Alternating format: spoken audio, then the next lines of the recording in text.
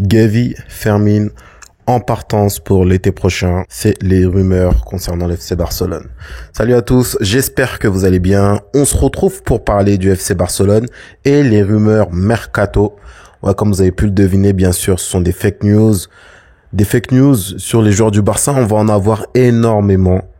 Parce qu'on a tendance à l'oublier, mais le Barça, il reste toujours dans une situation assez compliquée. On vient à peine de retourner sur la règle du 1 pour 1, les règles du fair play financier. Donc voilà, les journalistes, ils s'en donnent à cœur joie. Ils nous mettent quand même Gavi, qui est un des moteurs du Barça, et Fermin Lopez, qui, on l'oublie, il avait fait un JO phénoménal. Il était meilleur joueur des Jeux Olympiques. Mais ils ont pas trouvé d'autres joueurs que ces deux joueurs-là.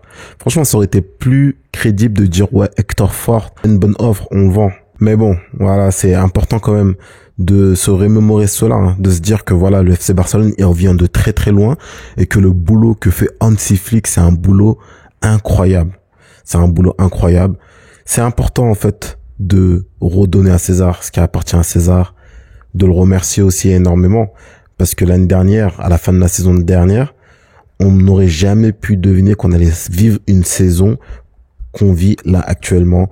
On est encore en lice pour 3 compétitions. On a déjà gagné la Super Coupe d'Espagne. On a un ballottage favorable en Liga. Même s'il y a un mauvais résultat aujourd'hui face à l'Atlético, en fait, le destin de la Liga, il est toujours entre nos mains. Je sais pas, en fait, si vous vous rendez compte du truc, c'est énorme.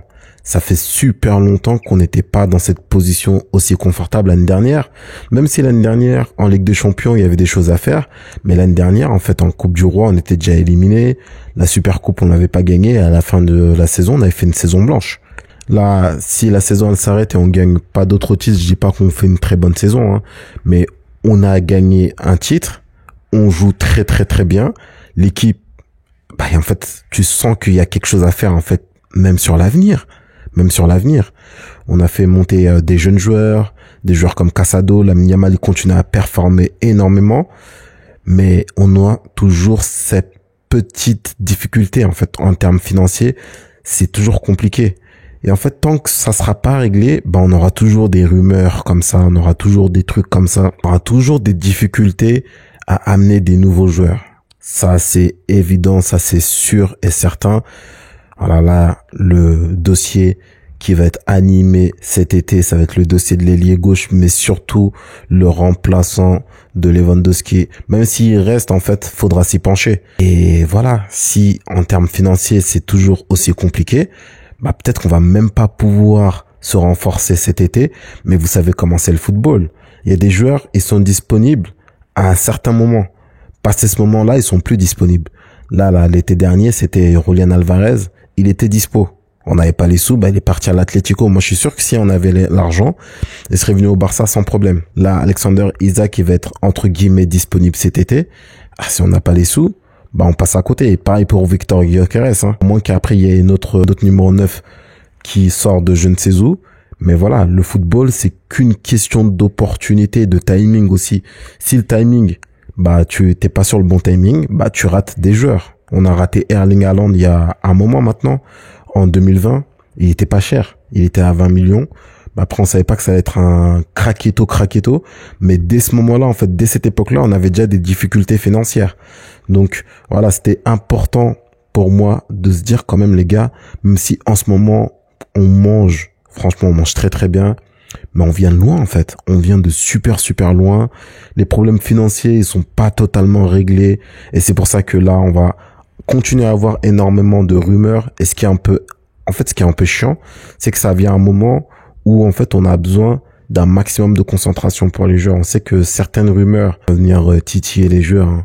Ça peut être embêtant pour les joueurs quand même d'entendre, voilà, vu qu'ils jouent pas, il y a certaines rumeurs, le FC Barcelone va vouloir s'en débarrasser alors que c'est complètement faux. Même si c'est faux et que ils savent que c'est faux, en fait, ça enlève de la valeur aux joueurs parce que les gens qui ne connaissent pas, les gens qui savent pas que ça c'est des fausses rumeurs et qui suivent pas le Barça, ils vont se dire, peut-être il est surcoté ou alors, peut-être, en fait, ils perdent de la valeur.